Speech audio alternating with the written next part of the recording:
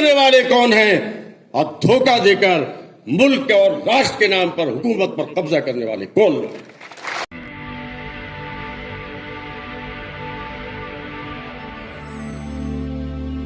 کہ یہ قانون ہمارے آنے کے بعد 2 گھنٹے بھی اپنی جگہ نہیں ٹکے گا کہ ہماری تحریک کی کامیابی،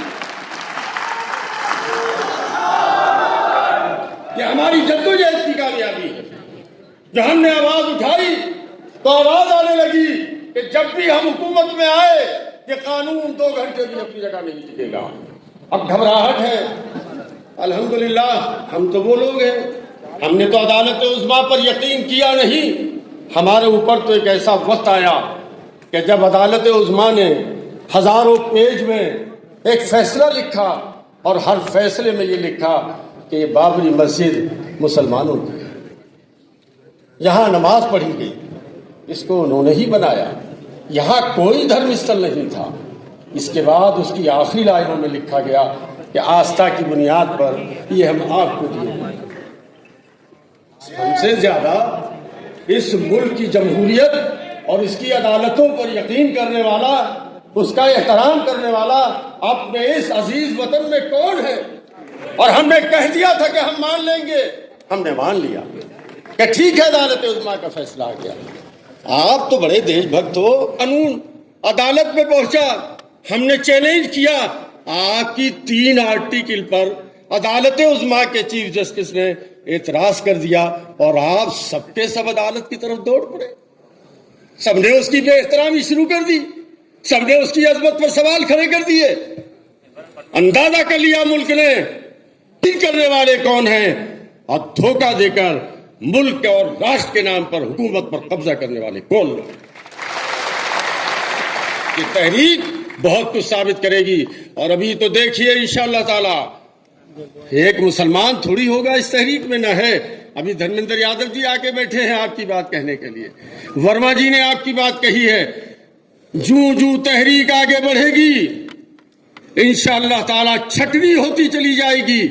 80% سے زیادہ ملک سے محبت کرنے والے ہندو مسلمان سکھ عیسائی اس ملک کے آئین کو بچانے کے لیے آپ کے ساتھ کھڑے ہوئے نظر آئے۔ لوگوں کو اندازہ ہو گیا، وقف آیا، مسجدیں جانے لگی۔ اب دیکھا آپ نے بابری مسجد کی قیادت کہا کرتی تھی کہ اس کی لڑائی انصاف کی لڑائی ہے، مسجد کی لڑائی نہیں، دستور کی لڑائی ہے، ہندو مسلم کی لڑائی نہیں۔ ہماری بات کو لوگوں نے سنا نہیں، یہ سمجھا کہ ہم مسلمان ایک مسجد کی لڑائی لڑ رہے ہیں۔ میرے عزیزوں، مدبرانہ مزاج رکھنے والی قیادت کسی ایک ایشو پر لڑائی نہیں لڑتی ہے، اس کی نفس پر ہاتھ ہوتی ہے۔ وہ جانتی ہے کہ اگر یہاں ایک آدمی ہارا تو یہ نذیر بنے گی، اور نذیر بنے گی تو ملک میں نہ جانے کتنے غریبوں کے ساتھ ناانصافی کا خون ہوتا چلا جائے گا۔ آپ نے دیکھا اب وقف گیا، بمبئی میں کیا ہوا؟ جین مندر کو توڑ کر کے برابر کر دیا گیا۔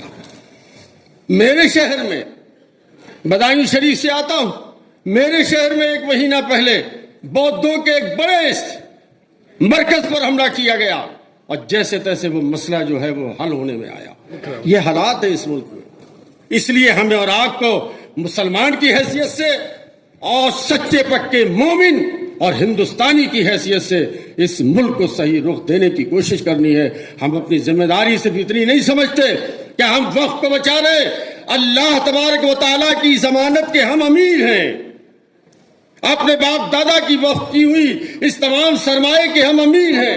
اس کو تو ہمیں بچانا ہی ہے، یہ تو ہماری ذمہ داری ہے، لیکن اس کے ساتھ ساتھ ہم اس ملک میں انصاف بچائیں گے، دستور بچائیں گے، قانون بچائیں گے، جمہوریت بچائیں گے، غریبوں کا، دلتوں کا، بیکورڈ کا حق بچائیں گے۔ ان میں سے بہت سے ہیں جو بھی مانگنے کے قابل بھی نہیں ہیں، کہیں کہیں ان پر ایسا ظلم ہوتا ہے کہ ان کی بات کوئی سننے کے لیے تیار بھی نہیں ہے، اور انہی کو گمراہ کر کے ان کا ووٹ لے کر کے حکومتوں پر قبضہ کیا جاتا ہے۔ میرے عزیزوں اور دوستوں، میں بہت جذباتی باتیں آپ سے نہیں کروں گا، اس لیے کہ ہم پرامن تحریک چلائیں گے اور اس کے نتیجے اپنی نظروں سے دیکھیں گے جلدی جلدی آگے بڑھ کر کے۔ اس لیے میں آپ سے 3 باتیں کہہ کے اپنی بات ختم کرتا ہوں۔ ہر حال میں پرامن رہیے۔ مخالف کی سازش ہوتی ہے، دنیا کی تاریخ پڑھیے کہ جب کوئی موومنٹ سچائی اور صداقت کے اور عظیم مقاصد کے حصول کے لیے کھڑا ہوتا ہے تو آپ کے مخالف کا پہلا حملہ یہ ہوتا ہے کہ اس کو اپنے سازشی طریقوں سے اپنے لوگوں کو شامل کر کے اس کو ہنسک بنا دیا جائے. اور جو مومنٹ اپنے شروعاتی دور میں ہنسک بن جاتا ہے وہ اپنے مقصد سے ہٹ جاتا ہے اور اپنی منزل کھو بیٹھتا ہے. بنگال سے جو خبریں آ رہی ہیں اس میں یہی ہوا ہے جس سے ہم لوگ بہت تکلیف میں ہیں. اس لیے میں نوجوانوں تم سے کہتا ہوں کسی بھی حالت میں آل انڈیا مسلم پرسنل لا بورڈ کی جو گائیڈ لائن ہے اس سے ہٹ کر کوئی احتجاج مت کرنا. ہمیں معلوم ہے کب جیل جانا ہے, ہم جانتے ہیں کب عزت و آبرو کو داؤ پہ لگانا ہے. ان سے مت ڈرنا, ان سے لڑائی مت لڑنا. یہ پولیس جتنی سب کی اتنی ہماری, یہ ملک جتنا سب کا اتنا ہمارا. ہمیں کسی پہ پتھر نہیں پھینکنے, ہمیں اپنے حق کی لڑائی لڑنی ہے. اور کوشش کرو کہ زیادہ سے زیادہ برادران وطن تمہارے ساتھ تمہارے احتجاج میں کھڑے رہیں.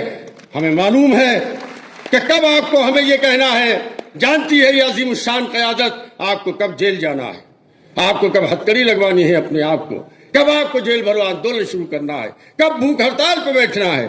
مجھے لگتا ہے انشاءاللہ تعالی شاید یہ کوئی وقت نہیں آئے گا, اتنے ہی بھر سے حالات بدل جائیں انشاءاللہ. کیا سمجھتے ہیں آپ؟ ہلنے لگے ہیں لوگ, ہلنے لگے ہیں لوگ. اب دوسرے طریقے کے حربے استعمال ہو رہے ہیں.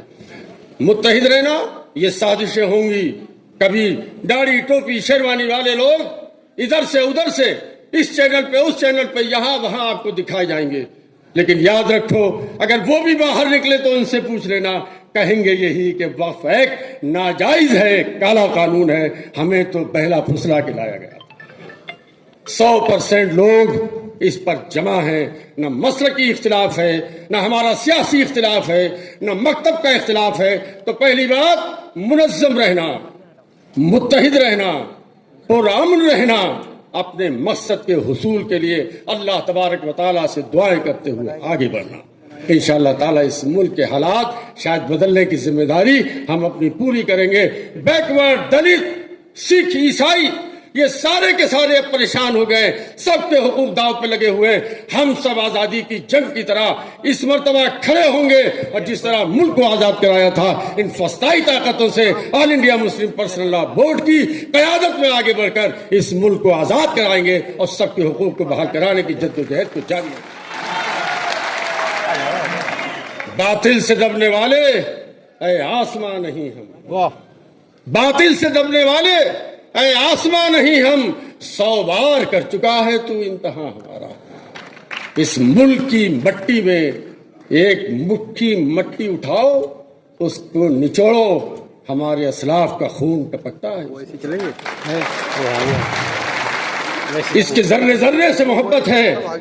یہ خواجہ غریب نواز کا ملک ہے, یہ محبوب الہی کا ملک ہے, یہ گرو نانک کا ملک ہے, یہ رام چندر جی کا ملک ہے, یہ کرشن جی کا ملک ہے. یہاں وہ نغمے گائے گئے ہیں جس کے ضمیر اور خمیر میں محبت اور امن کے علاوہ کچھ نہیں ہے. یہ دن کے ماحول ہے, پھر سے تبدیل ہوگا اور یہ ملک اپنے راستے پر آ کر کے رہے گا. یہیں رہیں گے, یہیں مریں گے, یہیں زندہ رہیں گے, امن کے ساتھ زندہ رہیں گے, عزت کے ساتھ زندہ رہیں گے. یہ بات ذہن میں رکھنا. اور وقف ایکٹ کی لڑائی کو اب UCC کا مسئلہ بھی کھڑا ہو گیا ہے, وہ بھی لڑائی لڑنی ہے انشاءاللہ تعالیٰ. آپ آتے ہو اچھا لگتا ہے, آپ بولتے ہو اچھا لگتا ہے, آپ قیادت کے پیچھے کھڑے ہو بہت اچھا لگتا ہے. لگتا ہے کہ اب یہ جو اچھے دن آئے تھے وہ برے دن ثابت ہوئے, اب برے دن جانے والے ہیں اور اچھے دن آنے والے ہیں. اس لیے میں کہتا ہوں, اکثر پڑھتا ہوں یہ شعر, اسی خاک سے اسی زمین سے ابھرتے چلو, اسی خاک سے اسی زمین سے ابھرتے چلو, بڑھو دلیرو اندھیروں سے جنگ کرتے چلو, بڑھو دلیرو اندھیروں سے جنگ کرتے چلو. سسکتی رات کا سانچہ پگھلنے والا ہے اور سحر قریب ہے سورج نکلنے والا. مطمئن رہیے انشاءاللہ تعالی ہم لڑائی لڑیں گے, آپ ساتھ کھڑے رہیے, اس قیادت کے لیے دعا کیجئے. انشاءاللہ یہ آگے بڑھے گا کارواں. वक्फ एक्ट को वापस कराने के लिए, और अल्लाह की मदद आएगी और हम कामयाब। अगर आपको लगता है कि हमारा काम बहुजन समाज के लिए महत्वपूर्ण है तो आप हमें आर्थिक सहयोग के लिए सीन दिखाए गए QR कोड स्कैन और फोन पे और गूगल पे और UPI और बैंक अकाउंट में कर सकते हैं। फोन पे, गूगल पे 9250529129, UPI 9250529129@YBL। Bank account state bank of India AC 104299462008, IFSC code SBIN 00066563। आपका छोटा से छोटा सहयोग समाज और हमें और मजबूत करेगा, जिससे हमें बहुजन पत्रकारिता में और निष्पक्ष बनाने में मजबूत करेगा। जय भीम, जय भारत।